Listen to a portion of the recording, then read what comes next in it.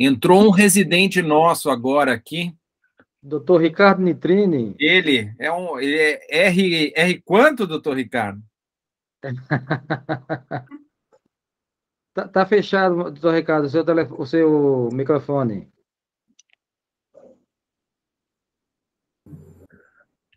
O som está desligado. Doutor Ricardo, está sem o áudio. Professor, tá com o áudio desligado. Olha, o tema de hoje é um grupo de neurologia. É morte encefálica, viu? Boa noite. É de São Paulo. Boa noite, professor Ricardo, seja bem-vindo. Muito obrigado, muito obrigado. Sou residente do primeiro ano na clínica médica. Começa daqui a pouco. Sou Marcelo Caldeirão, meu professor. Estou aqui. É por isso que eu vou comer. Que fechado. Menina, por quê? Muito bom. Professor Ricardo, todos nós estamos muito felizes com a recuperação da sua saúde. A neurologia brasileira precisa muito do senhor. Professor, muito obrigado, muito obrigado. Eu também preciso muito dos amigos da neurologia brasileira. Muito obrigado. Fui cuidado por eles, Então, boa noite. Hoje, o tema da aula vai ser sobre morte encefálica. A aula de hoje vai ser ministrada pelo professor Dr. Marcelo Calderaro. Ele é neurologista, colaborador do Departamento de Neurologia do Hospital das Clínicas, da Faculdade de Medicina da USP, e também ele é membro da Comissão de Morte Encefálica da Academia Brasileira de Neurologia. Fique à vontade, doutor. Maravilha. Kirsten, muitíssimo obrigado. Fernando, obrigado mais uma vez. Eu estava comentando agora há pouco que eu ia propor da gente fazer uma dinâmica aqui um pouquinho diferente. A gente teve no Congresso Brasileiro de Neuro, ano passado, eu era da comissão científica, e a gente teve, dentro da comissão científica, algumas divisões, e eu fiquei particularmente envolvido na comissão de oficinas do Congresso, que a ideia era que a gente fizesse treinamentos em pequenos grupos sobre temas específicos. A gente propôs vários dos temas, enfim, que aconteceram no final das contas, e fizemos uma votação dentro da comissão científica. E a oficina de morte encefálica, que eu coordenei junto com alguns colegas, foi a oficina mais votada, que foi uma coisa muito interessante, né? Mostrando um pouco aí da sede dos neurologistas pela necessidade dessa discussão em cima desse tema. E esse talvez seja um dos principais objetivos pelos quais eu particularmente gosto de falar desse assunto para neurologista. Houve um certo afastamento da comunidade neurológica nos últimos anos desse tema. Se vocês olharem no Brasil, os intensivistas têm sido muito, muito mais envolvidos, engajados. Nenhum demérito ao intensivista, eu acho que eles têm um papel bastante importante nisso, não é essa a discussão, mas a gente precisa entender que nós temos um espaço e uma participação, em particular em alguns aspectos da avaliação da morte encefálica, que eu espero deixar claros aqui na apresentação. A gente programou uma oficina que girava em torno de 1 hora, então é mais ou menos o tempo que a gente tem aqui, mas a ideia é que a gente faça um formato de debate. Então, em alguns momentos eu vou abrir para discussão e a gente avança na discussão um pouco após o debate.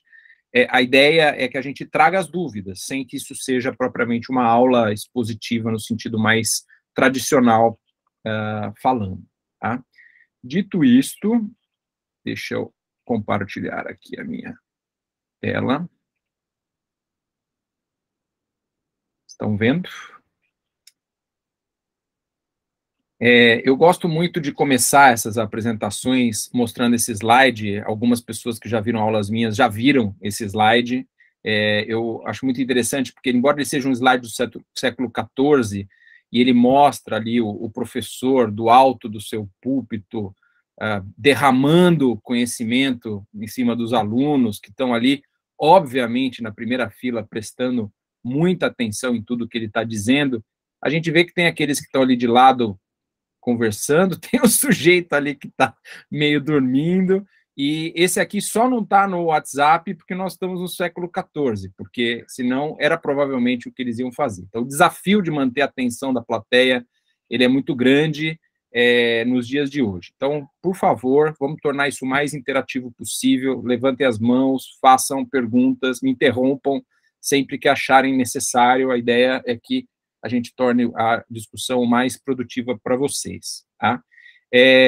Essa oficina a gente desenhou a 5 mãos no Congresso Brasileiro de Neuro, o Cadu, que é um colega de Natal, o Gabriel de Freitas, do Rio de Janeiro, eu, o Marcos Lange, de Curitiba, e a Vívia, de Fortaleza. Nós apresentamos, discutimos, fizemos essa oficina no Congresso Brasileiro e foi bastante interessante. Toda a oficina é baseada na resolução publicada em 2017.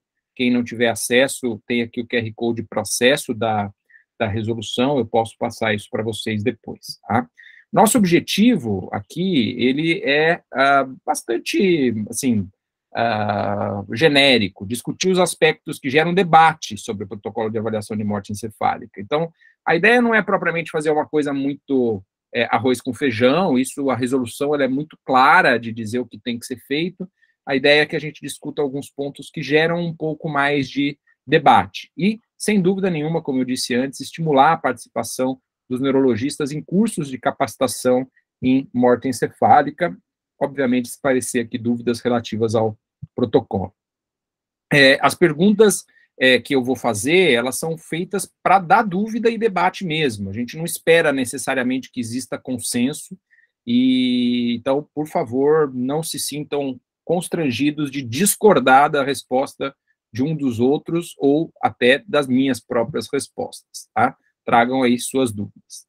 Sempre que aparecer isso aqui, eu vou abrir um pouco para debate e a gente vai bater um papo para a gente ver, tá?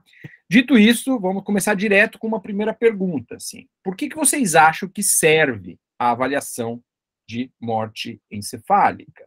Para que existe a avaliação de morte encefálica?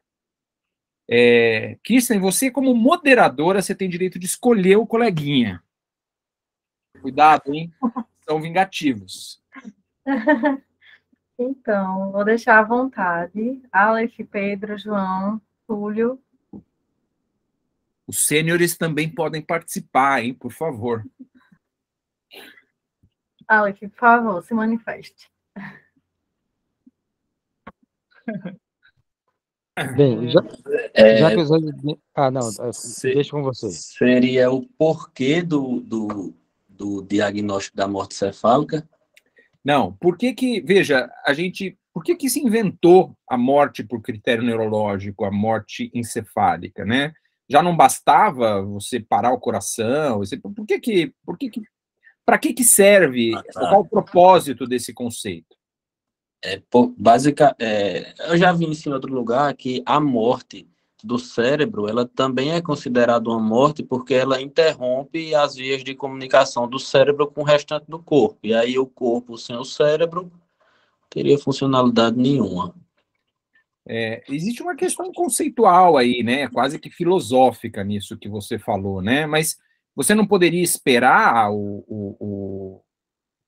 já que é uma questão de tempo, uma vez que tem a morte encefálica, uma questão de tempo para que o corpo também pare de funcionar.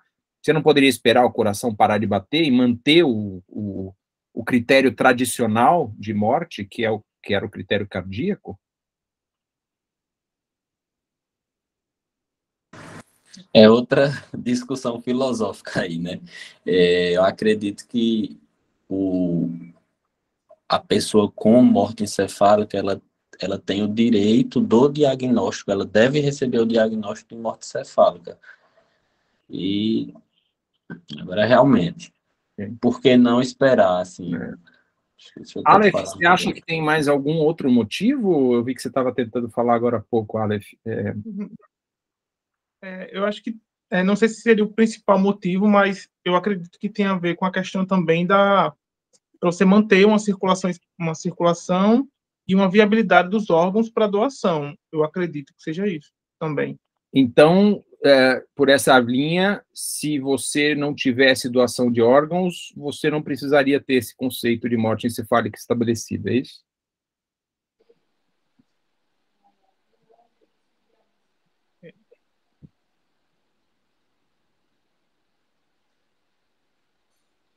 Quer complementar? Senão tem pessoas com mão levantada aqui. Não, pode continuar, assim, Doutor Ricardo? Eu acho que o critério de irreversibilidade é muito importante. Sem dúvida. Sim, a gente vai falar já da irreversibilidade. A questão toda aqui é a gente entender, veja, historicamente, a morte passou por alguns momentos, né? Houve um momento em que a gente definia a morte por critérios respiratórios, né? Depois o critério cardíaco, depois se criou o critério de morte encefálica. Então, conceitualmente, por que a gente, ao longo do tempo, criou várias maneiras de avaliar a morte? Essa é a discussão, né? E existe Marcelo, eu poderia fazer só uma consideração? Pode, claro. Eu acho importantíssimo, o doutor Ricardo falou nessa irreversibilidade, mas assim, também deixar claro que morte significa perda completa das funções e começo da desintegração. Então, assim, Perfeito. porque senão fica um conceito dúbio. Se disser assim, não, foi uma parada irreversível do funcionamento. Pronto. Sempre deixa margem às pessoas imaginarem que um dia esse processo poderia ser revertido. Eu acho Perfeito. que um dia eu dizer assim, morte cerebral é igual à morte do cérebro e ele começa a se desintegrar. Perfeitíssimo. A gente vai voltar a todos esses conceitos aí. Então, olha só, a ideia de que a gente precisava definir morte é algo que assim, nos assombra há muito tempo, né? Há relatos de sarcófagos com vários mecanismos possíveis de como se livrar, porque vai que a pessoa não está exatamente morta, né? Então, o conceito da irreversibilidade, ele já surgia daí. A questão é como é que eu provo que aquilo está irreversível? Porque pode ser que eu esteja enterrando uma pessoa viva. Então, se eu pensar na pessoa parar de respirar, vamos deixar lá 24 horas, todo mundo velando, olhando para o corpo para ver se ele não volta a respirar, porque vai que, né, a gente tem algum tipo de milagre que aconteça. Então, se a gente colocar ele dentro do sarcófago, tem que ter lá uma fechadura que permita que o morto abra por dentro se ele ressuscitar, né? Então, isso assombrou a gente em contos e de ficção, etc, etc, mas isso não é só na ficção, né? Vamos ver essa notícia aqui, que é até recente. Um susto danado na Colômbia. Uma mulher declarada morta pelos médicos voltou a respirar minutos antes de ser sepultada. Um susto danado na Colômbia. E se você der um Google, vocês vão encontrar isso aqui, relato de 2018, casos de pessoas que acordaram depois de terem sido declaradas mortas. Então, é muito importante a gente entender que, no momento que a gente definiu a morte, como disse o doutor Ricardo, eu tenho que dizer que isso é um processo de via única, e isso, ao longo do tempo, ele teve mudanças conceituais, né? Inicialmente, a gente tinha a morte de critério respiratório, depois a morte de critério cardíaco, mais recentemente a morte de critério neurológico, né? E é importante, surgiu a questão do transplante, mas veja, a minoria dos pacientes que têm morte encefálica vão para ser doador de órgãos, mas todo mundo tem direito de morrer, nem todo mundo precisa ser doador. Então, o conceito de morte encefálica, embora isso seja uma coisa relativamente comum da gente ouvir, ele não tem a ver com o transplante, mas sim com o advento da terapia intensiva neurológica. No momento em que você definia como critério respiratório, só que agora você tem um ventilador artificial, você não pode mais definir porque você está conseguindo manter artificialmente. Eu tenho, então, a morte por critério cardíaco. Hoje a gente já consegue circulação extracorpórea, né? Como é que eu defino a morte encefálica cardíaca num paciente que está em ECMO, em uma circulação extracorpórea, né? E também, hipoteticamente falando, se no futuro a gente tiver condição de fazer um upload das funções cerebrais para a nuvem, talvez a gente tenha que revisitar, inclusive, o conceito de morte encefálica. Então, entendam que esse conceito dinâmico, por assim dizer, de morte, ele está intimamente ligado com o avanço tecnológico da medicina e, especificamente, o advento da terapia intensiva foi um turning point aí dessa questão. Tá? Vamos lá. Não está mudando aqui. Por que motivo? Mudou. Então, a ventilação mecânica propiciou a manutenção do funcionamento dos órgãos, mesmo depois do insulto neurológico avassalador, e as decisões sobre os limites da vida e da morte acabam sendo médicas, culturais, éticas e legais. Veja, o conceito de onde acaba a vida, ele não é menos polêmico do que o conceito de onde começa a vida. Porque nós estamos falando de processos biológicos. Processos biológicos são um contínuo de coisas que vão acontecendo. Então, Fernando colocou sobre, a partir daí, teremos o início de uma deterioração inexorável do corpo, né? Mas o corpo não desintegra de uma vez, ele vai morrendo, as células morrem gradativamente, até que chega uma hora que a gente não tem um conjunto funcionando de tal forma a manter uma unidade que a gente definiu como chamar de vida, né? Só que pode haver, sim, uma diferença entre o que os cientistas, os religiosos, os teólogos, os advogados, enfim, chamam de limite, de linha para um processo biológico. Mal comparando, se você pegar o conceito de legalmente cego, a pessoa não precisa estar completamente cega, mas ela tem os mesmos direitos de uma pessoa completamente cega, porque aquela sociedade definiu que, a partir de um certo momento, isso era algo que a gente já tinha como garantir que aquela pessoa merecia os mesmos direitos do restante da população. Outro aspecto, por que eu posso dirigir aos 18 anos e não posso aos 17, 364 dias? Em outros países pode aos 16. Existem diferenças entre a definição do que é maioridade no país A, ou no país B, ou no país C?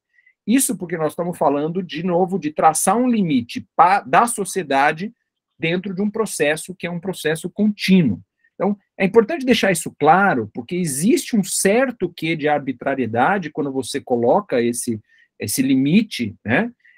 E isso deu origem às mudanças, às variações de avaliação de morte encefálica no mundo, tá? Eu vou fazer propaganda daqui a pouquinho, a gente vai ter uns webinars da Academia Brasileira de Neurologia, o primeiro deles vai ser discutido exatamente essa questão da morte encefálica no mundo, vou falar isso já já.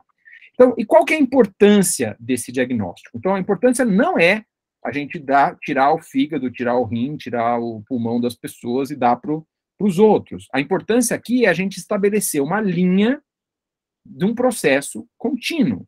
Essa linha deve ser clara da distinção entre estar vivo ou estar morto. E uma série de consequências derivam dessa.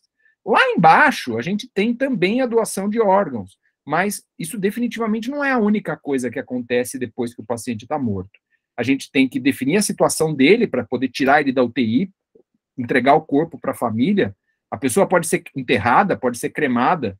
Se você enterrar ou cremar a pessoa antes de definir a morte, você está assassinando o indivíduo. Então, é importante você ter uma definição clara, até do ponto de vista jurídico. Isso é talvez uma das coisas mais difíceis para o neurologista entender, porque a gente precisa, quando a gente lê os critérios de morte encefálica, a gente tem no nosso DNA que nós estamos avaliando um paciente em coma, e aqui não, nós estamos fazendo sim avaliação da irreversibilidade de um coma com determinados critérios, mas a gente tem também que seguir à risca uma norma estabelecida por lei dentro da lei brasileira.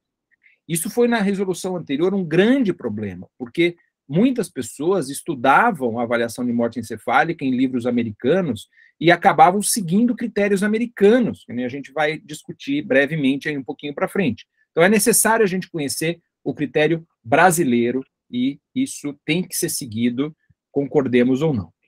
A questão toda é, de novo, essa linha clara de distinção, né? Onde que eu traço essa linha entre o limite da vida e da morte? Uma vez que a morte ela é um processo, ela não é um evento, como é que eu garanto que essa linha está colocada no lugar certo? Então, se eu colocar o espectro biológico da consciência, onde aqui em cima eu tenho o cérebro sem lesão, e lá embaixo eu tenho um cérebro completamente liquefeito, né? Aqui em cima eu tenho um indivíduo com consciência, mas à medida que vai baixando, ele vai perdendo a consciência, até que ele vai ter inconsciência irreversível e apneia, né? Lá em 1968, o Comitê de Harvard fez uma grande reunião, que foi conhecida como Comitê de Harvard, que estabeleceu alguns critérios que são usados hoje como alicerce para a definição de morte encefálica na maior parte do mundo, e aqui foi a definição de inconsciência irreversível e apneia. Tá? Então, de novo, esse limite, ele é um limite que, como que nós vamos mostrar que isso está acontecendo, ele varia ao longo do mundo afora, mas, de uma maneira geral, a gente tem uma certa similaridade dos critérios. Então, a linha entre estar vivo e estar morto, ela não está aqui só na inconsciência irreversível, ela está na inconsciência irreversível e a apneia. E o que vale a dizer é que, se eu tiver um indivíduo que está aqui, por exemplo, num estado de consciência mínima, esse indivíduo pode melhorar, e ele pode voltar a ser consciente e ter uma certa funcionalidade. Mas se o indivíduo tiver colocado abaixo dessa linha de morte encefálica, teoricamente, eu tenho que ter 100% de especificidade que esse indivíduo jamais cruzará essa linha novamente. E aí eu volto a dizer o que o Dr. Ricardo já colocou, a importância da definição da irreversibilidade. O neurologista é imprescindível nessa etapa, porque aqui a definição da irreversibilidade ou não, ela é intimamente ligada à compreensão do diagnóstico e do prognóstico de determinadas lesões. E a gente vai ter a oportunidade de dar alguns exemplos para isso. Tá? Então, não sei se está claro, essa primeira parte é uma parte bem conceitual, mas ela é muito importante para frisar a necessidade da gente seguir o que diz a lei brasileira. E aí, segundo ponto, é o ponto que foi trazido aqui pelo Dr. Ricardo e pelo Dr. Fernando. Consigo justificar a causa do coma? É uma causa de coma causadora, potencialmente causadora de morte, e é irreversível? Então, para isso, vamos analisar aqui um pequeno caso clínico. O indivíduo chega para você no pronto-socorro, ele é atendido com uma dor torácica, ele tem um eletrocardiograma que mostra um supradesnivelamento de ST, portanto, ele está tendo um infarto, um IAM com supra, né?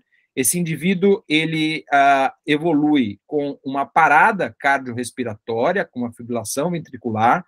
Esse indivíduo é reanimado, é chocado por vários momentos, por várias vezes, cerca de 30, 40 minutos, 35 minutos de recuperação. Ele vai para um cateterismo de resgate, abre a artéria e ele sai dessa situação em coma aperceptivo, arreativo. Então, a parada cardíaca foi hoje, a reanimação foi hoje, e você é chamado para fazer uma avaliação dele na UTI.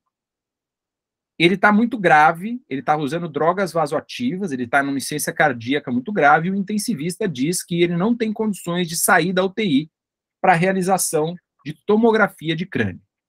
Então, você presenciou uma parada por um infarto agudo do miocárdio, fibrilação ventricular, você assistiu o paciente durante todo esse período, e a pergunta que eu faço é: temos lesão encefálica de causa conhecida e irreversível?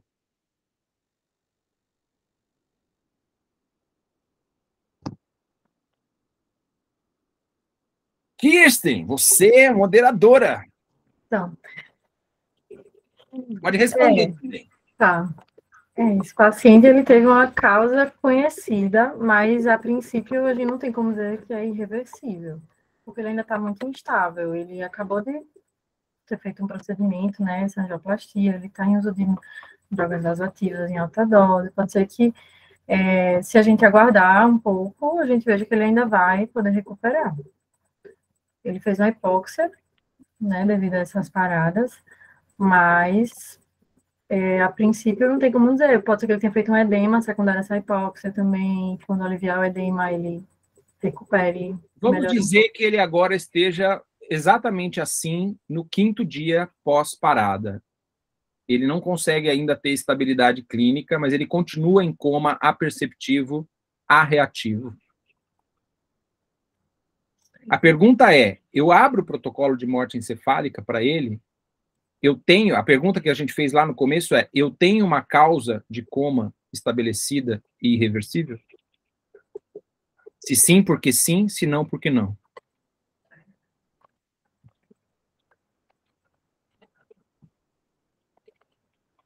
Você pode chamar alguém para ajudar você aí.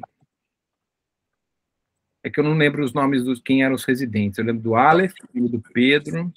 Minha opinião, essa causa em específico, ela justifica, mas é preciso que haja alteração no exame de imagem que também se aplique.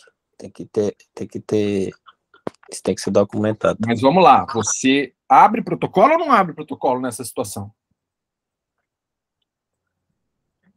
Eu não abriria protocolo porque ele ainda está muito instável. Você disse que ele manteve ainda... Não, mas com droga vasoativa, ele está mantendo pressão aí de 11/7, 12/8.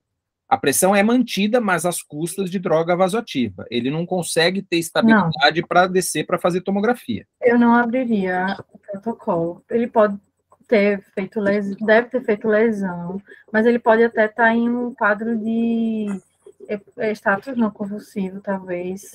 Eu teria que afastar outras hipóteses. Mas então você acha que um eletroencefalograma seria o exame mais importante aqui? Seria um deles, mas eu acho que não. Partindo do princípio que é um coma arreflexo, ou seja, já tem sinais de disfunção de tronco cefálico, abre protocolo. Tá. Kirsten, Pedro não concordou com você. E aí, que nós vamos chamar para desempatar, hein? Temos um voto para cada lado. Um abre, outro não abre. E aí? Aleph, venha dar sua opinião também aí. Eu acho que não também, porque, assim, por mais que você tenha esse quadro, essa história clínica, não tem a neuroimagem documentando realmente que existe essa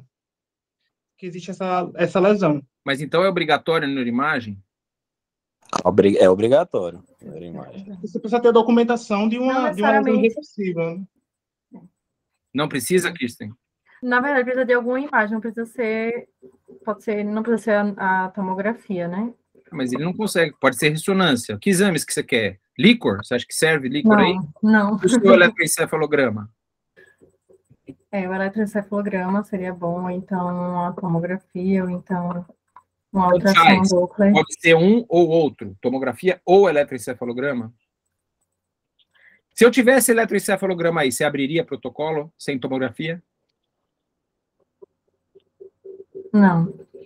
Então, olha só, esse caso é um caso muito interessante, porque esse caso dá polêmica mesmo. A gente precisa saber se a causa da lesão encefálica ela é compatível com um coma, com um exame de morte encefálica e irreversibilidade. Eu não preciso saber a causa da parada. Eu preciso saber se a parada repercutiu no cérebro de forma a ter um inchaço. Deixa eu fazer um exercício de raciocínio ao contrário aqui, com 2 exemplos. O primeiro exemplo é, eu tenho um AVCH. Eu posso olhar o AVCH e não ter hipertensão intracraniana. Esse AVCH sem hipertensão intracraniana não é causa de coma, causador de morte, vamos dizer assim. Ele pode dar uma hiparesia, pode dar uma dor de cabeça, mas não necessariamente um exame compatível com morte.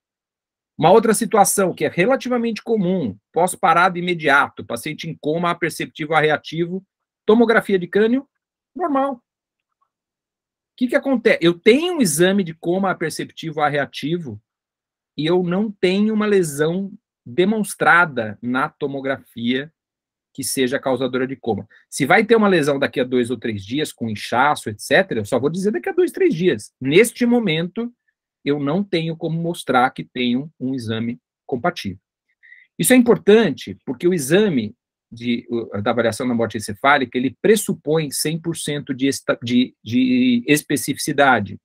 Ele não é um exame que eu vou inferir achados, eu tenho que demonstrar a presença dos achados, incluído aqui a presença de lesão em exame de imagem.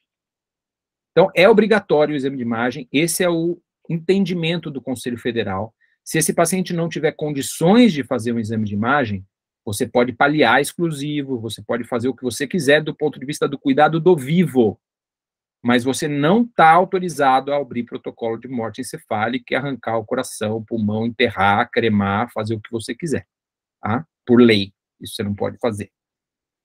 Entenda que essa é uma situação que existe essa confusão, né? Por exemplo, vamos supor que eu tenha um AVCH catastrófico na tomografia de uma avaliação de coma. Eu não preciso saber a causa do AVCH, eu preciso saber que o AVCH deu uma hipertensão intracraniana e que levou a um exame. Eu olho a tomografia e falo, esse exame é potencialmente de um paciente que está em coma e irreversibilidade. Essa função de juntar a clínica, o exame de imagem, isso o neurologista tem mais mão para fazer do que o intensivista de uma maneira geral. Tem outras situações, por exemplo, na apneia, que o intensivista provavelmente vai ter mais mão que a gente. Então, eu acho que não se trata de fazer uma guerra de quem é mais competente, porque tem situações que os dois vão resolver, tem situações que os dois vão ter dúvida, tem situações que um vai ser complementar ao outro, tá? Então, essa aqui é uma situação em que o neurologista ele é muito importante nessa junção entre um parâmetro e outro. Tá claro isso? Vamos lá. Assim.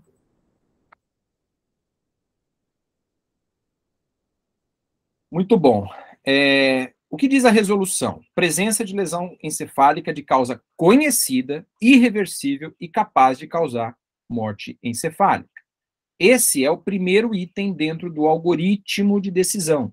Eu não vou entrar em nenhuma outra parte se eu não tiver uma lesão encefálica de causa irreversível, de causa conhecida, ok? Vamos fazer alguns exercícios aqui com algumas tomografias, muito rapidamente. Essa tomografia, vocês acham que pode dar coma com a irreversibilidade? Sim. Sim, né? Inundação ventricular, apagamento de sulcos, perda de definição substância branca, substância cinzenta, já tem uma certa homogeneidade do cérebro, todas as cisternas estão ocupadas, claros sinais de hipertensão intracraniana pelo esse AVCH, tá? Muito bom. E esse outro AVCH aqui, ó.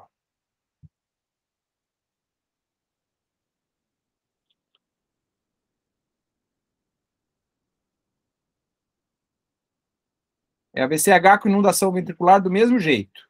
Esse paciente aqui está em coma, não?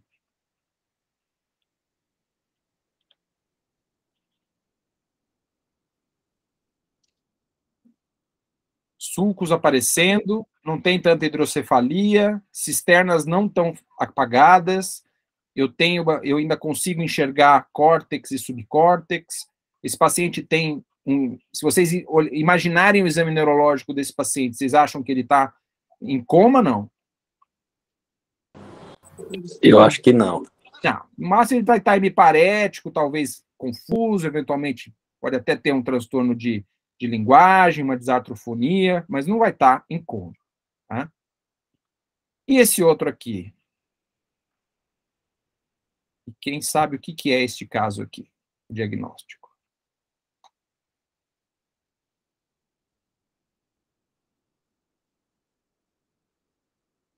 Não vê um sulco e cisterna. Então, tem sinais de hipertensão intracraniana, não? Tem. Tem. Mas eu tenho sangue, não tenho sangue, como é que é? Que diagnóstico temos aqui? Provavelmente foi uma lesão hipóxica, isquemia mesmo, né? Ele fez muito edema aí. Tá. E essa hiperdensidade aqui na tenda, por exemplo, aqui na cisterna interhemisférica, aqui na própria fissura silviana, você acha que tem Pode ser hemorragia subaracnoide aí, assim, ficou difícil de ver. Essa é uma tomografia muito traiçoeira, né? Muita gente fala que isso aqui pode ser uma hemorragia subaracnoide, e pode mesmo, mas isso é uma tomografia da assim chamada pseudo-hemorragia subaracnoide. Você tem um inchaço cerebral por conta de uma encefalopatia anóxico-isquêmica. Você tem uma encefalopatia anóxica, o edema pela encefalopatia anóxico-isquêmica, e você tem a impressão que tem uma hiperdensidade nas cisternas e nos sulcos, e parece uma HSA, mas é só a hipertensão intracraniana. Esse aqui, o que tem nesse aqui que eles têm?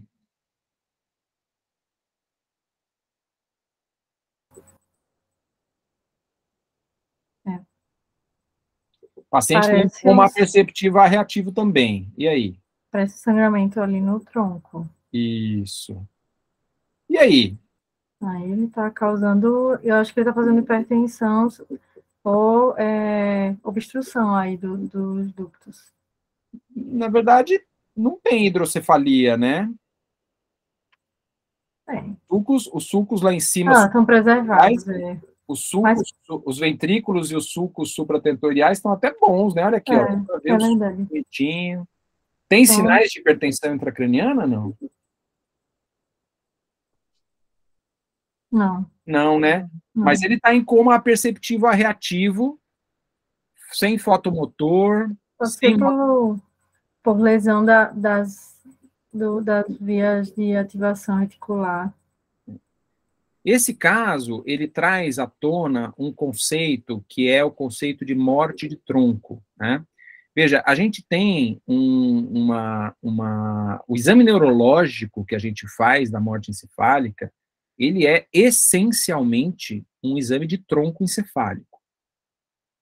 E aí eu te pergunto, como é que eu sei, ou será que faz ou não diferença eu ter demonstrado que os hemisférios cerebrais também estão sem função nesta situação, né? Isso vai dar origem a dois conceitos independentes que alguns lugares no mundo valorizam de um jeito, outros de outro. Nós, no Brasil, adotamos o conceito de whole brain death, morte do encéfalo como um todo, que foi o que foi sugerido no Comitê de Harvard, lá em 1968. Já países como a Inglaterra, a Austrália, eles usam o conceito de morte de tronco. Então, aquela sociedade aceita o conceito de morte de tronco, e você não precisa demonstrar que você tem uma perda de atividade encefálica, hemisférica como um todo. Aqui no Brasil, essa é uma situação que, tomograficamente, eu vou dizer que ele tem uma VCH de tronco, no máximo ele vai justificar o exame neurológico, mas não é suficiente para eu demonstrar a tal da perda das funções encefálicas globais, do conceito de whole brain death. E essa é uma das razões pelas quais, no Brasil, é obrigatório que você use exames complementares para que você demonstre também a perda de atividade elétrica encefálica no eletroencefalograma, a perda de fluxo encefálico pelo Doppler ou pela angiografia, perda de metabolismo pelo exame de medicina nuclear. Tá? Então, eu não vou me ater aqui à discussão de conceito de morte de tronco. Naquele webinar que eu falei da Academia Brasileira de Neuro, que eu vou anunciar depois, além daqueles conceitos de variação de morte encefálica no mundo, a gente também vai debater o conceito de morte de tronco encefálico, tá bom? Versus whole brain death. Muito bom. Vamos lá. Perdão. Terceiro ponto que a gente vai discutir aqui é a presença de fatores de confusão. Então, veja, se a gente olhar o algoritmo, eu abro o protocolo se eu tiver uma lesão encefálica de causa irreversível, conhecida de causa irreversível, aí eu tenho possível morte encefálica, se eu tenho que esse paciente tem que estar em observação por pelo menos 6 horas dentro do hospital, se for pós-anóxia, pelo menos 24 horas, e eu vou tirar da frente fatores de confusão. Hipotermia, drogas hipnóticos sedativas e bloqueadores neuromusculares, distúrbios metabólicos que eu entenda que podem estar sendo confundidores na minha avaliação, e, obviamente, eu não posso ter a suspeita de intoxicação exógena. E somente então eu vou submeter o paciente a um exame clínico. Então, vamos mostrar um cenário clínico aqui para vocês, e a gente vai debater se a gente abre ou não abre o protocolo. Mulher de 35 anos, ela está 1 semana no hospital por um Guillain-Barré. Tetraplegia, suporte ventilatório invasivo, entubada por conta da insuficiência respiratória do Guillain-Barré. E há um dia, ela evoluiu com rebaixamento de nível de consciência e anisocoria. A tomografia mostra um extenso AVCH com desvio de linha média, hérnia umbilical, uma catástrofe neurológica. Eu estou vendo que essa tomografia justifica aquele exame neurológico que apareceu por um contexto de uma desautonomia no Guillain-Barré. Hoje, a PA está 200 por 125, frequência cardíaca de 62, está com uma temperatura esofagiana de 36,2, não tem reflexos de tronco e tem um sódio que estava na admissão de 145 e hoje 172. Você é chamado para realizar a primeira avaliação clínica para fins de abertura ou não abertura de protocolo de morte encefálica. Qual é a sua decisão? Vocês abrem, continuam com o protocolo ou não continuam com o protocolo? Não daria, né, para continuar, porque com esse sódio teria que corrigir para ver se ele pode ser a causa, já que sódio alterado pode causar várias alterações neurológicas. Uma delas é o coma reversível. Quem mais? Só temos o Pedro, Aleph, você e quem mais de residente? João também. João. Só vocês 4? Temos os R1s também, mas aí como o R1 ainda está mais na parte da clínica, aí eu não vou nem... Você vai, sem problemas, eles podem participar. Vamos lá. Se quiser falar... Mas é sódio? Nós vamos discutir sódio, é isso? Sódio o R1 sabe já. Se quiser falar, João, Túlio. Nesse caso específico, eu também ainda não abriria por ter uma causa que pudesse ser uma causa que pudesse causar o quadro de alteração de consciência também. Não abriria protocolo. Tá, então vocês dois estão preocupados com esse sódio de 172, é isso?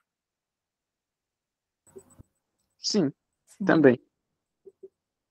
Todo mundo está de acordo que o sódio aqui é um problema? Veja, o sódio especificamente, ele é uma confusão histórica, né? E ele é tão importante na decisão que ele foi fruto de alguns parágrafos específicos na resolução de 2017. Se vocês abrirem a resolução, vai estar falando lá especificamente do sódio. Fernando, você levantou a mão? Levantei, Marcelo. Eu não quero me antecipar, porque eu sei que tem os residentes querendo falar ainda, mas tem um dado que é importantíssimo e que a gente tem experiência pessoal, chegamos até a publicar um caso, que é a síndrome de Guillain-Barré. Ela pode se comportar de forma fulminante, abolir todos os reflexos e ser a causa de uma pseudomorte encefálica. Então, acho que é essencial. A gente publicou um caso, a gente tem um outro caso que não publicamos ainda, porque, curiosamente, viu, Marcelo, os colegas, mesmo muito bons, têm muita dificuldade em acreditar que existe a síndrome de Guillain-Barré fulminante. E o raciocínio deles, de modo geral, é assim: o Guillain-Barré deu isso porque provocou uma desautonomia, o paciente sangrou e fez a morte encefálica pelo sangramento.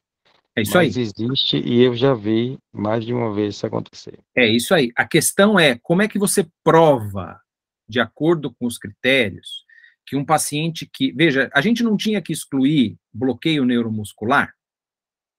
Eu não vou dar drogas de bloqueio, porque eu vou ter que ver no meu exame neurológico atividade motora, movimentação óculo-cefálica. Eu vou ter que ver coisas que o Guillain-Barré está causando potencialmente. Então, eu vou ter um fator de confusão grande de exame neurológico aqui, que é isso que o Fernando está colocando.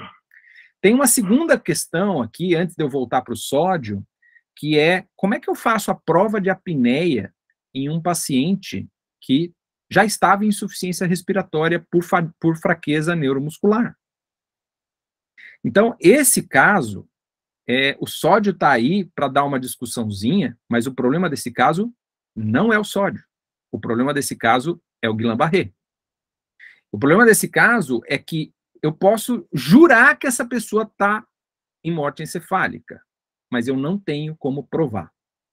E essa é uma condição que vocês vão trombar com ela em aproximadamente 20% das vezes. Tem casos que você jura, tem certeza que está em morte encefálica, mas pelos critérios brasileiros, você não tem condições de provar. Em alguns lugares do mundo, essa é a situação em que, na impossibilidade de provar por critérios clínicos, você se vale de exames complementares. No critério brasileiro, a gente já precisa dos exames complementares para todos os pacientes. Então, não é o exame complementar que, no Brasil, desempata essa situação de incerteza do ponto de vista de exame neurológico. Tá? Então, esse cenário aqui é um cenário que você vai chamar a família e falar, olha, lesão encefálica foi muito grave. Ah, mas ele está em morte encefálica? A gente não tem como mostrar por conta de dificuldades por conta do Guillain-Barré, mas é um caso que você pode paliar. Mas entenda, paliar é cuidar de uma pessoa que está viva. Não é mandar enterrar porque a pessoa está morta. Não é sacar a herança. Não é arrancar o coração. Entendam que tem diferenças, talvez sutis, mas que são muito importantes, porque a gente não traçou aquela linha entre a vida e a morte de acordo com o critério brasileiro. Tá? Dito isso... Marcelo, eu poderia fazer só um pequeno adendo, porque eu acho esse caso tão fascinante. Eu tive 4 situações como essa. Eu tive uma primeira, que há muitos anos atrás eu estava viajando, e uma pessoa no hospital que estava com Guillain-Barré, de repente evoluiu para morte encefálica, e ligaram para mim. E eu pedi para fazer uma tomografia, e era normal. Eu falei, pô, faz um líquor, independente do resultado do líquido, mas faz o líquido e faz plasmaférese. Não custa nada fazer isso. É isso aí. Marcelo, por incrível que pareça, os intensivistas não acreditaram nisso. E a doente morreu, somaticamente falando, sem fazer a plasmaférese. O segundo caso foi um caso de um paciente que fez uma cirurgia de fossa posterior, porque tinha um tumor de fossa posterior, e ele evoluiu com um quadro supostamente de morte encefálica, tinha as funções autonômicas relativamente ainda preservadas, o que já abria o leque diagnóstico diferencial, e fez uma angiografia que tinha fluxo, um fluxo muito bom. E era um caso de morte isolada do tronco. E nesse caso a gente esperou o paciente morrer somaticamente porque não podia transplantar. Perfeito. A gente teve um terceiro caso, que foi um caso muito recente, de um paciente com Covid que fez uma encefalopatia, fez Guillain-Barré, comprovado tanto pelo exame clínico quanto pela eletroneuromiografia, que era típica de Guillain-Barré, e o paciente ficou no estado de pseudomorte encefálica, depois ele foi melhorando e morreu pelas complicações da Covid, mas ele chegou a voltar a ter reflexo de tronco. Desculpa, foram 3 casos, foram 4. Então, Marcelo, não sei a sua experiência, mas a minha é que os intensivistas e os próprios colegas neurologistas não acreditam nisso. Eu acho que tem várias camadas de discussão aí, sem querer me aprofundar muito, assim, só para ser absolutamente taxativo, esse primeiro caso que você falou, ele não seguiu os critérios, né? Então, em absoluto, pelos critérios brasileiros, se tem tomografia de crânio normal, você não vai abrir protocolo, porque você não tem uma causa de lesão encefálica causadora de... Eles não abriram protocolo, simplesmente não fizeram nada, só fizeram... bom, eles resolveram paliar um paciente que talvez tivesse prognóstico, é outra discussão, né? Voltando ao sódio, então, o que acontece? Qual que é a fisiopatologia do sódio aumentado nessa situação? É a morte do tecido hipofisário, a ocorrência de um diabetes insípido, o paciente urina litros, ele desidrata, ele faz uma desidratação hipernatrêmica, e isso faz com que o indivíduo tenha essa hipernatremia, tá? O diabetes insípidos. O sódio isolado, se você não tiver uma outra causa de como, então, se você tiver uma catástrofe neurológica, como tem esse caso, e tem o sódio aumentado, a resolução é muito clara em dizer que não é um problema. Se, portanto, no entanto, o sódio for a única causa de coma, isso é considerado um fator confundidor, tá?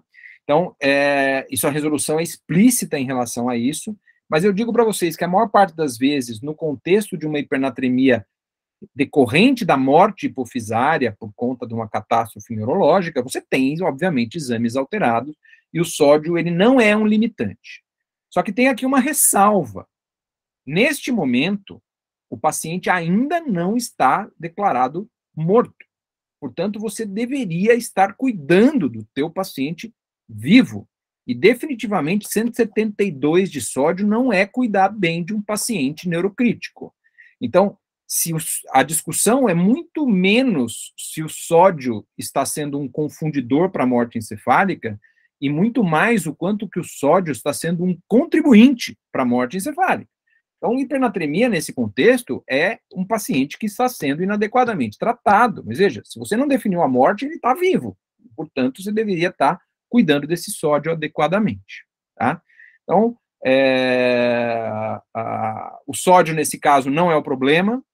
O problema, nesse caso, é a dificuldade do Guillain-Barré, determinada aí pela ausência de reflexos, pela fraqueza neuromuscular e pela insuficiência respiratória pregressas, já conhecidas. Não se abre o protocolo. Tá? Muito bom. Rapidamente, vou passar em alguns aspectos do exame neurológico. Então, a gente tem a definição de coma não responsivo, com reflexos de tronco ausentes. A gente tem aí uma lista de reflexos que são colocados na resolução. Eu não vou me ater a tudo, eu quero só fazer um en passant de alguns pontos que tendem a ser um pouquinho mais, assim, pequenas coisas traiçoeiras, né? A ideia é que seja uma avaliação objetiva, de fácil realização e interpretação, mas tem alguns pontos aqui para a gente ver. Lembrar no estímulo do coma perceptivo, não fazer estímulo somente nos braços e pernas, você fazer também um estímulo supracervical dos pacientes, tá? Então, normalmente a gente vai na fissura supraorbitária, estimulação trigeminal. Lembrar que quando você movimenta o paciente, ele pode ter reflexos medulares, porque a morte é encefálica, não é uma morte espinal, medular. Então, você pode ter reflexos medulares, que são até bastante comuns. O mais comum não é esse reflexo tão grande, que é o sinal de Lázaro, que o paciente às vezes até se levanta. O mais comum são dedos ondulantes, pequenos jerks da musculatura, mas isso são movimentos estereotipados que acontecem por conta de reação medular. Você pode ter algum nível de anisocoria, o importante aqui é que o fotomotor ele vai estar ausente, tá? E as pupilas vão estar fixas. Tá? A resposta pode ser sutil, uma coisa que às vezes ajuda é você olhar o reflexo pupilar junto com o oftalmoscópio, porque a lupa do oftalmoscópio acaba te ajudando a ver se tem ou não algum reflexo pupilar. Tá? Lembrar do reflexo córneo-palpebral, você pode fazer isso com estímulo com algodão, uma gaze, mas o David Greer, que atualmente ele está na Boston University, mas ele estava na Yale há muito tempo, ele sugere também utilizar, pega esse frasquinho de soro fisiológico, você pega e você dá uma borrifada no olho do paciente. Isso reduz, inclusive, o índice de lesão de córnea para os pacientes que eventualmente venham a ser doadores. Lógico que, de novo, não é que você está fazendo avaliação para ele ser doador, a ideia é que você também não lese a córnea do paciente. Tá? E aí, um pequeno quiz, rapidamente. O estímulo do córneo palpebral é na região A ou na região B?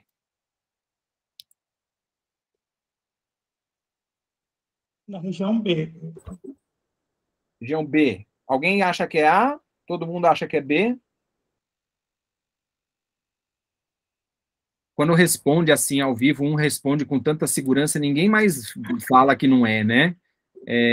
No Congresso, isso deu bastante dúvida, tá? É na região B mesmo, é no limbo, é a região de maior sensibilidade, maior inervação. Então, a ideia é que você faça um estímulo bem grande, tá? Reflexo óculo-cefálico, não fazer nos pacientes que tiverem suspeita de trauma raquimedular. Lembrar na prova calórica, o paciente, você vai fazer otoscopia antes, porque o que você quer você quer que chegue no tímpano o estímulo do soro gelado, e não pode ter perfuração de tímpano, como tem esse caso aqui. Então, isso inviabilizaria a prova. Então, sempre faça a otoscopia antes, tá, de você fazer a prova. Um outro detalhe do óculo cefálico é o posicionamento do paciente, que por conta da angulação dos canais semicirculares, você deve colocar o paciente a 30 graus, com o objetivo de que você verticalize o canal horizontal. Porque aqui o que você quer fazer com a água gelada é criar uma corrente de convecção, então é no vertical, certo? Então você vai verticalizar o canal horizontal, dando o máximo de estímulo para ele com a água gelada, tá bom? E aí você vai ficar olhando o olho do paciente, você já fez a otoscopia, e você injeta 50 a 100 ml de soro gelado, fica olhando o olho do paciente por 5 minutos, e dá 1 minuto de intervalo entre um olho e outro, ok? Você vai fazer a aspiração, você vai ver se o paciente tem tosse, se ele faz bradicardia reflexa, então uma resposta autonômica aí relacionada à estimulação também da carina, tá bom? E por fim, a gente vai para a prova da apneia. Então, lembrando que a gente tem que ter coma não responsivo, reflexo de troncos ausentes e apneia. Na resolução anterior, não era claro que não precisaria de 2 provas de apneia.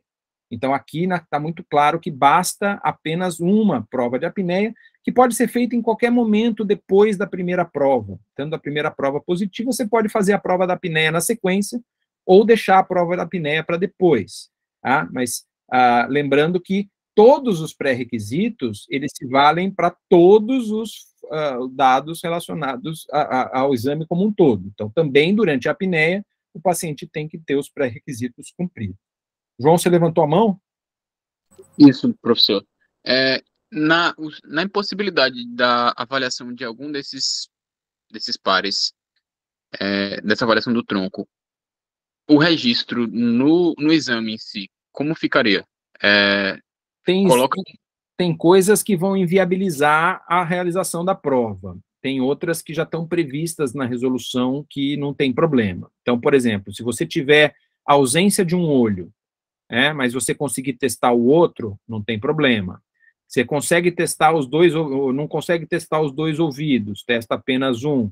Eles entendem que também é uma possibilidade, mas as exceções para isso já estão previstas na resolução, especificamente. Tá? Não sei se eu te respondi. Sim. Tá. Leiam a resolução, viu? Assim, a ideia hoje não era passar em cima da resolução, a resolução vocês leem por conta, não precisa eu ler aqui para vocês, né? Então, eu vou apresentar 3 casinhos, antes da gente encerrar, a gente já está acabando, 3 casinhos para a gente saber, a gente vai fazer a prova da apneia. O que é a prova da apneia? Você vai fazer a pré-oxigenação do paciente com oxigênio a 100%, com catéter na carina, desculpa, para tudo. Falei uma bobagem aqui. Com o paciente no ventilador, pré-oxigenação com hiperóxida, oxigênio a 100%, por 10 minutos. Então, normalmente, eu começo a avaliação da morte encefálica, enquanto eu estou fazendo o exame clínico, eu já botei o paciente em hiperóxia para a gente ganhar esse tempo. Tá? Daí, você vai desconectar o ventilador, coloca um catéter na carina com fluxo de 6 litros por minuto. Existe um cuidado de você prestar atenção no tamanho do tubo, porque tem relatos de que quando você tem o tubo muito pequenininho, isso em particular em criança, a hora que você coloca o catéter na carina, ele está entrando um fluxo de oxigênio mas ele não tem espaço para drenar o oxigênio que está sendo colocado pela lateral do catéter, entre a lateral do catéter e a parte interna do tubo. E, portanto, você pode induzir a barotrauma. Você está injetando ar com 6 litros por minuto e você não tem como esse ar sair. Então, tem que ter uma folga ali mesmo. A ideia é que você coloque o oxigênio lá embaixo, você lava o CO2 que está saindo para fora, então você não vai ter efeito de espaço morto do tubo, e você está injetando, colocando oxigênio diretamente ali nos brônquios.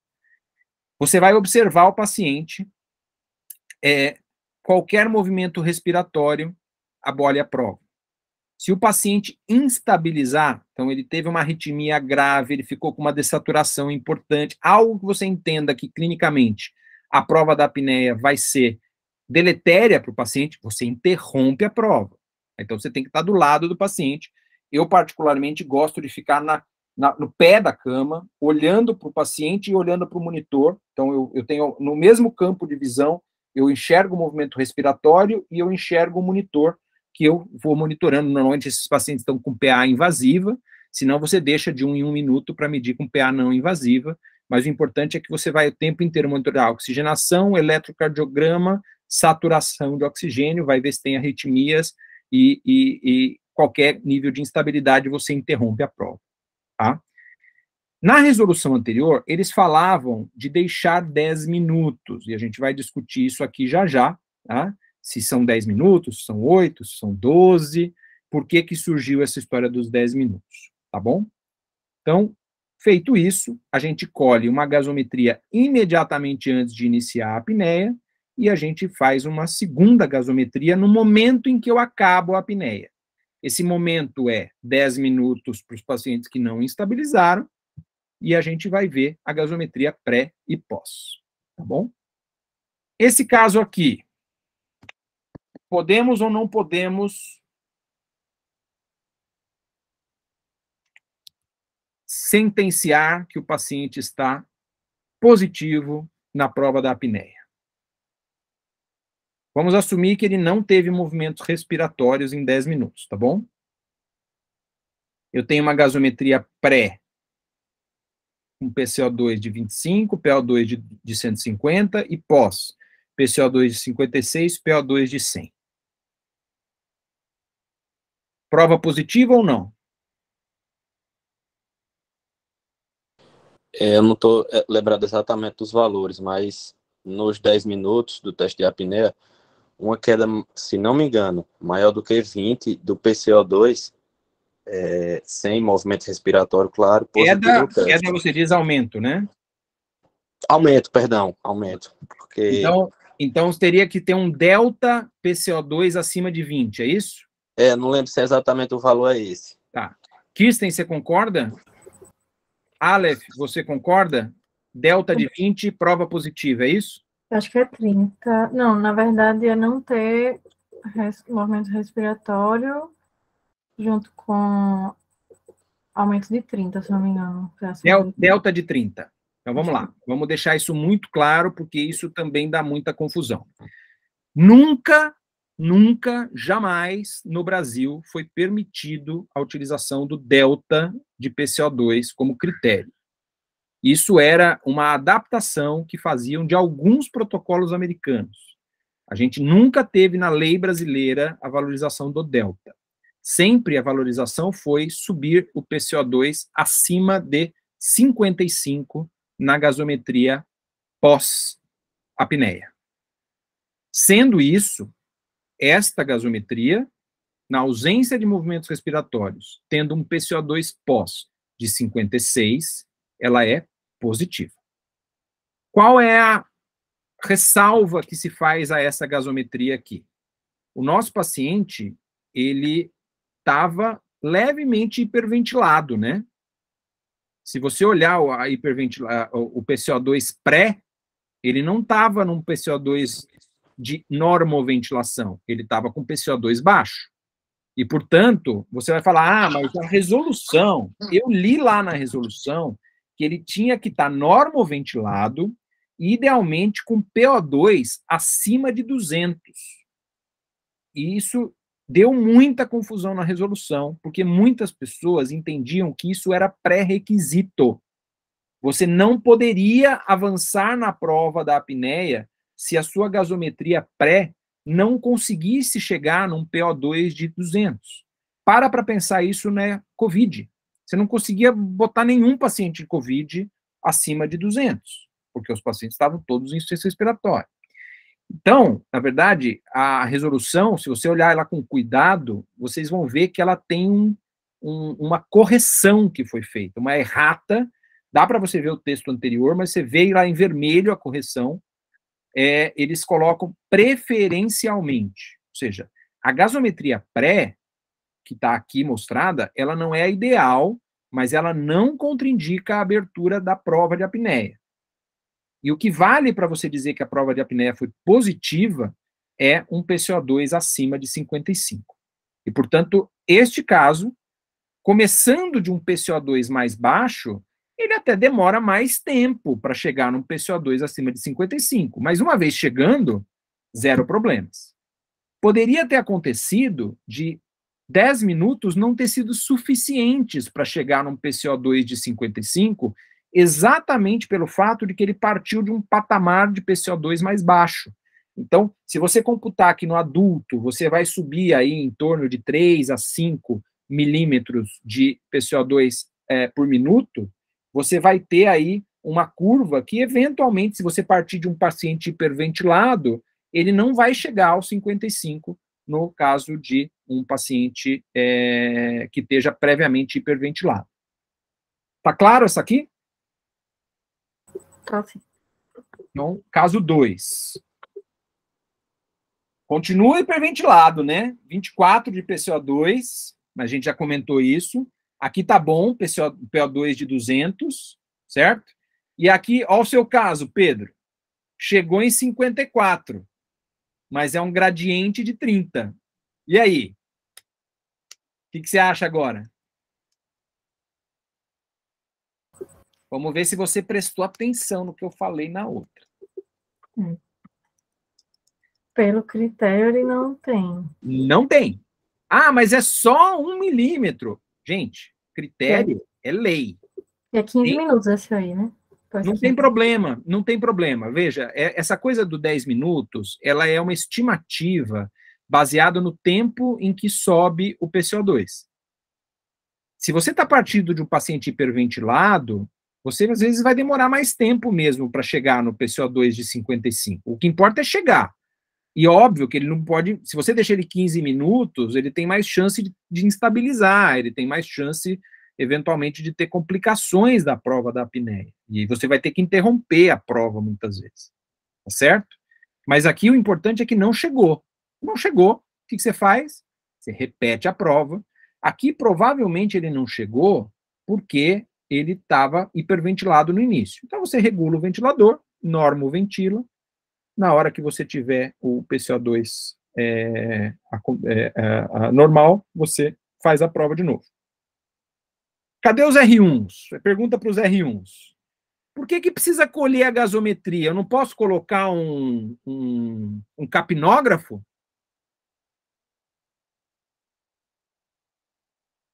Vocês tiveram estágio TI no R1 de clínica médica, ou não?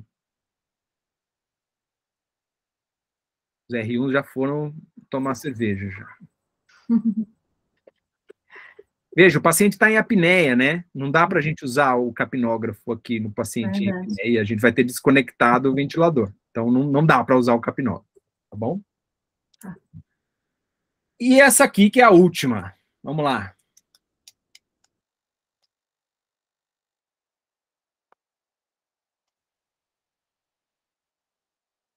O que está acontecendo? Esse paciente é um DPOC. Esse paciente tem uma retenção basal de PCO2. Ele já no basal, ele está acima de 58. Acima de 55, perdão. Ele acordado, ele estava com mais do que 55, porque ele é um retentor. E ele instabiliza a prova com 3 minutos, e você tem que interromper a prova. E aí? Dá para ir para frente ou não dá para ir para frente? Então, se estabilizou, tem que parar, porque considera que o paciente não foi adequadamente pré-oxigenado. Na verdade, esse aqui, a gente vai assumir que foi feito tudo certinho, e esse aqui foi o melhor que conseguiram, tá? Olha só, vou começar dessa discussão em cima da instabilidade. Se o paciente não, vamos dizer que ele não fosse retentor, a gasometria pré estava boa, se ele fez uma instabilidade com 3 minutos, 4 minutos, não há problema, você colhe a gasometria logo depois da instabilidade e, se, apesar da instabilidade, ele não tiver tido incursão respiratória e ele não tiver tido, e ele tiver atingido acima de 55 PCO2, a prova é positiva mesmo com 3 minutos, não há problema. O problema nesse caso não é a arritmia, o problema nesse caso é o fato dele ser retentor prévio. Essa é uma das situações que a gente não sabe como lidar. Então, você não vai ter como interpretar a prova no retentor, não existe validação para isso, tá? Essa é uma situação em que se fala do delta fora do Brasil. Aqui a gente não usa, tá? Então, esse caso é um caso que, por critério neurológico, esse paciente não vai poder ser colocado em morte encefálica. Ele pode ser paliado, toda aquela história que a gente já falou, mas não vai poder ser colocado em morte encefálica, por critério neurológico de morte encefálica, tá? Então, são duas condições separadas aqui no mesmo caso. A questão se ele não tivesse a retenção, e a arritmia não teria sido um problema, tá? Você pode fazer a prova, não tem problema nenhum, tá? A ideia aqui, só para vocês entenderem, não é nem tanto com o aumento do PCO2, veja, o PCO2, levando à acidose tecidual, é o maior estimulante do centro respiratório. Então, o que você quer aqui é gerar uma acidose tecidual no bulbo, tá? E isso é feito através da retenção de CO2, tá? Na resolução, existem estratégias para você lidar com uma redução do risco de instabilidade. Tem lá um checklist, eu não vou me ater a tudo isso aqui, e lembrar que você pode fazer, sim, a ventilação com métodos alternativos. Você pode utilizar, por exemplo, a prova da apneia com CPAP. Isso foi muito utilizado durante a pandemia, porque você não queria manter o paciente em apneia, porque ele ficava, se ele fosse respirar alguma coisa, ele ficava borrifando Covid no ambiente, tá? Então, a ideia era não fazer sistemas abertos, você fazia sistemas fechados aí na Covid, tá? Algumas diferenças entre o critério americano e o brasileiro.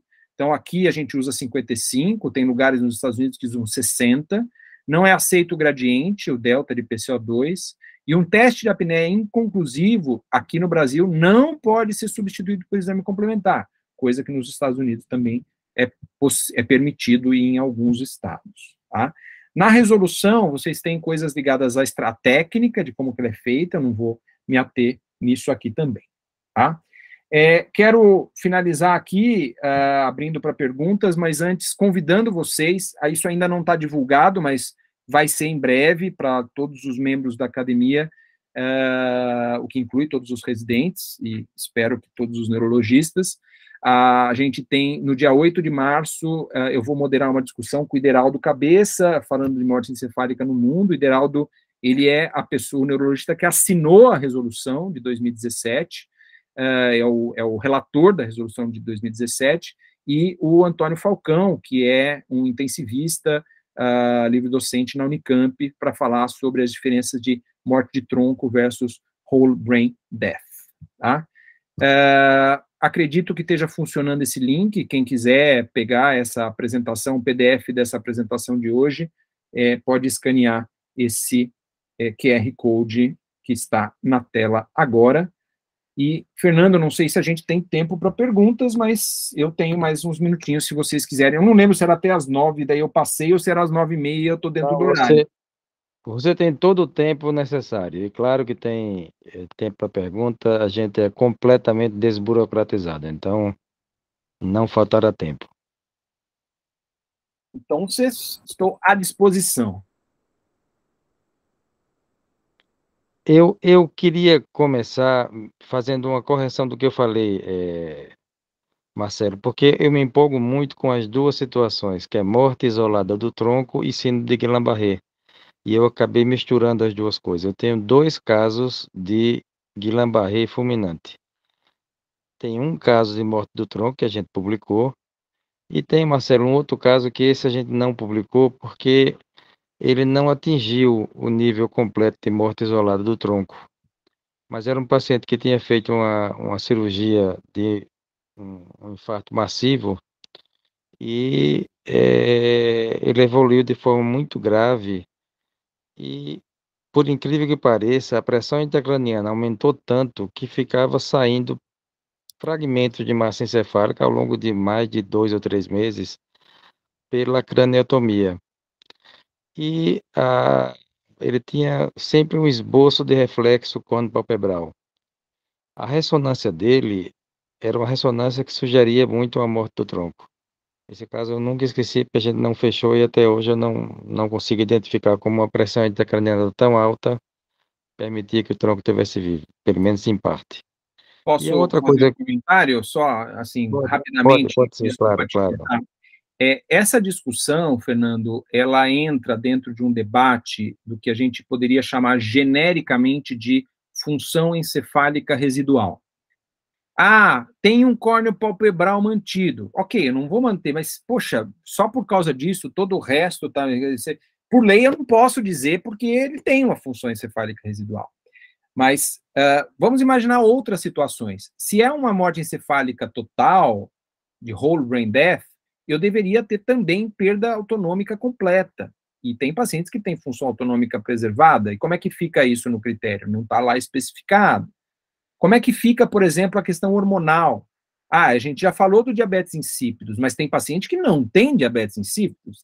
Se eu dosar prolactina, tem paciente que vai ter aumento, vai ter valores normais de prolactina. Então, como é que eu posso dizer que o cérebro inteiro, o encéfalo inteiro morreu se eu tenho algumas células hipofisárias ainda produzindo prolactina?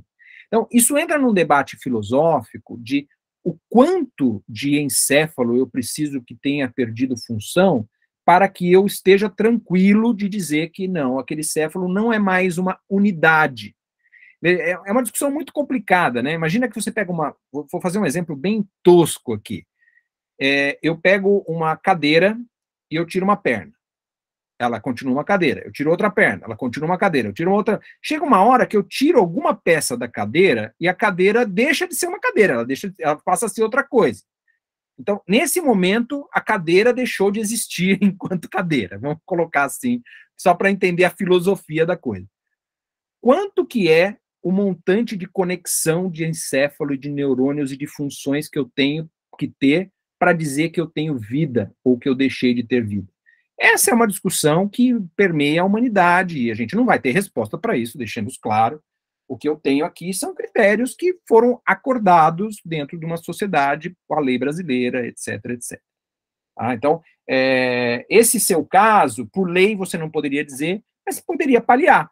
Daria para você chamar a família e fazer uma paliação exclusiva, pensando num cuidado de um paciente vivo, não um paciente em morte encefálica. Desculpa te cortar, falei. Não, muito obrigado, eu não tinha pensado nesse aspecto. Realmente, acho que você tem razão. Só por isso já valeu a aula de hoje, se não fosse pelo restante. Mas, Marcelo, eu volto a falar do Guillain-Barré, porque a gente sabe que o Guillain-Barré pode aparecer em pessoas que têm outras doenças encefálicas, como AVC, como trauma, etc. Claro que a gente sabe que é mais comum a neuropatia do doente crítico. Mas eu acho que estar atento para isso, você tem que estar convencido realmente disso. Claríssimo. E uma outra coisa, Marcelo, que me chamou muita atenção nesse seu caso, que você mostrou essa hemorragia no tronco, os casos que eu já vi publicados e os que eu já tive a oportunidade pessoal, eram sempre assim, de pessoas que tinham uma lesão muito extensa e faziam uma craniotomia descompressiva, e isso permitia que o tronco morto não fizesse uma compressão vascular e o sangue subisse para o encéfalo. Nesse caso seu, eu achei curioso porque é uma lesão que não tem muito efeito de massa, digamos assim. Então, eu queria saber se esse caso foi publicado, ele realmente tinha um exame esse caso, compatível. Não, esse caso é um caso montado, na verdade, que a gente montou por causa do curso. Quem fez esse caso especificamente foi o Marcos Lange, lá de Curitiba, né? Não é nem caso meu. Mas, veja, vai ter casos que a gente vai ter dúvida, né? Isso você está absolutamente correto.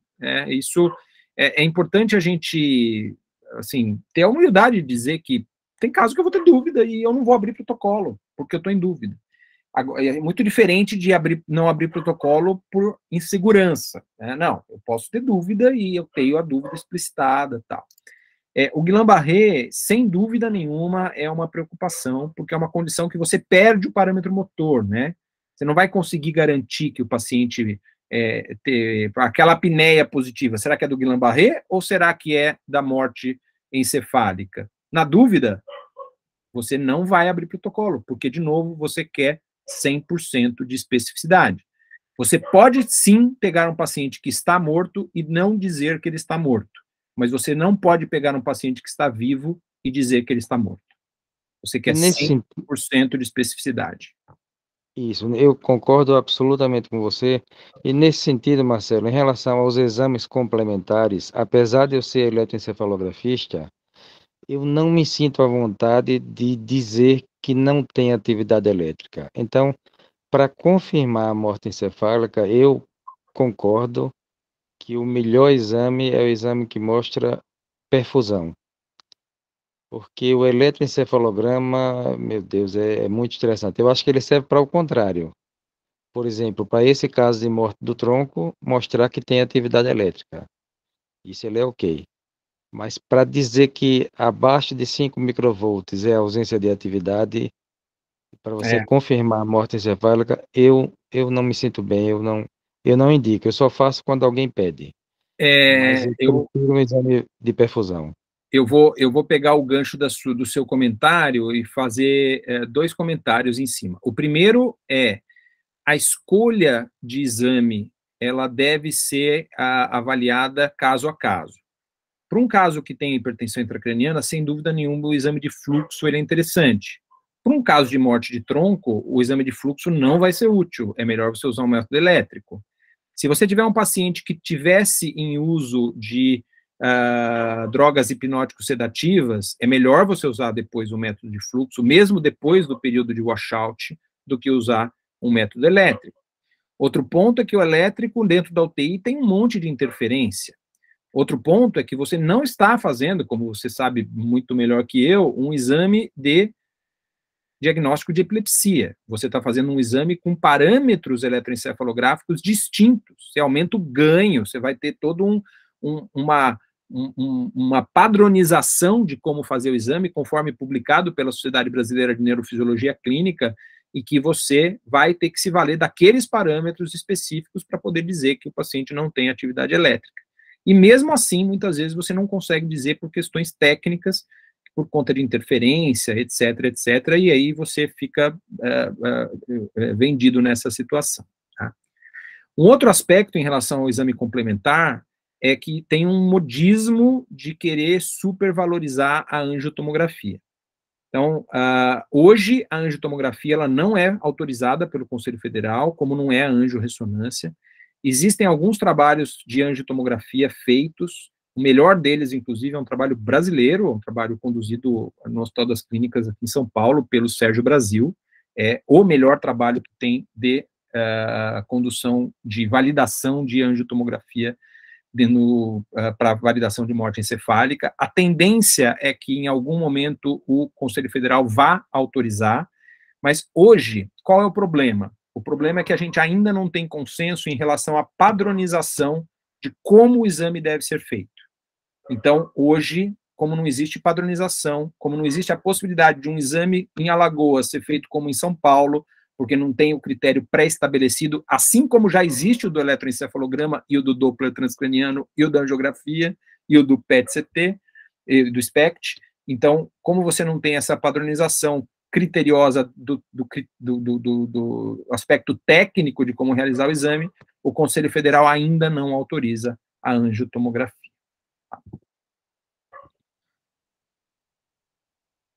Algo mais? Alguém tem alguma dúvida? Espero vê-los todos no seminário do dia 8 de março, Dia da Mulher, e na ABN. Será um prazer, realmente, acho que todos vamos assistir.